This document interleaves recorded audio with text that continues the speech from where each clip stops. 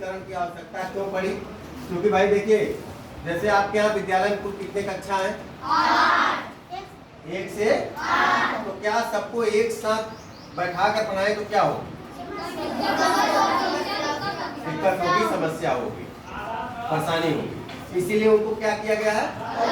अलग अलग कक्षाओं में बांट दिया गया। अब हम ये जानने का प्रयास करेंगे कि वर्गीकरण का आधार क्या है। तो वर्गीकरण के आधार के लिए हम एक छोटा सा एक्टिविटी, छोटी सी बात करते चलिए। यहाँ पाइए, आप आइए, आप आइए, आप आइए जरा, आप यहाँ इनको एक ग्रुप में रख देते हैं। आप आइए, आप आइए, आप आइए, और एक लोग और आ जाइए। चलिए आप आ जाइए। चलिए अब जरा ये देखिए, इनको हमने बांट दिया। जरा जानने का प्रयास करिए कि ऐसा क्या है। जैसे अभी जरा बताइए, इनको किस में रखा?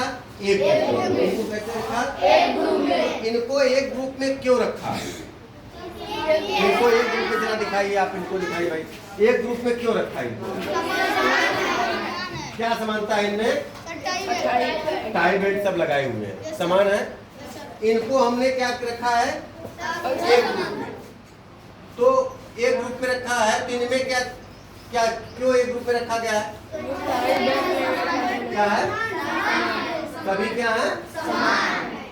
यानी एक ग्रुप में इनको रखा गया तो इनका गुण क्या है? सभी का। इनको एक ग्रुप में रखा गया तो इनका गुण क्या है?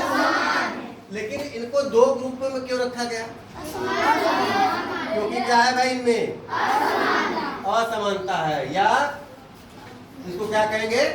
विभिन्नता है। तो आप बता सकते हैं वर्गीकरण का आधार क्या हुआ? गुड, बहुत अच्छा। क्या हुआ? समानता और असमानता। समानता और विभिन्नता के आधार पर ही वर्गीकरण किया जाता है।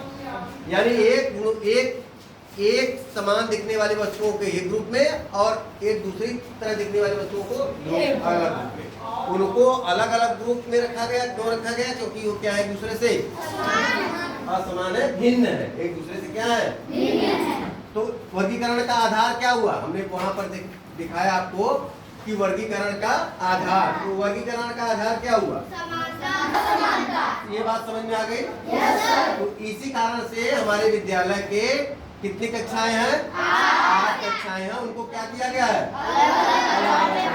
क्योंकि भाई देखिए, कक्षा 1 के जो विद्यार्थी हैं वो समान है, उनके सीखने की प्रवृत्ति समान है, इसलिए उनको कक्षा 1 में रखा गया। 2 का उनसे भिन्न है, 3 का उनसे भिन्न है। इस तरह करते करते क्या हुआ? 8 कक्षाएं बना गई, जिनमें क्या है? हर कक्षा में आपस में क्या है? समानता है। आपस में क्या है? लेकिन 2 कक्षाओं में आपस में क्या है? समानता, भिन्नता है। इसी कारण उनको अलग अलग रखा गया। समझ में आ गया? चलिए गुड।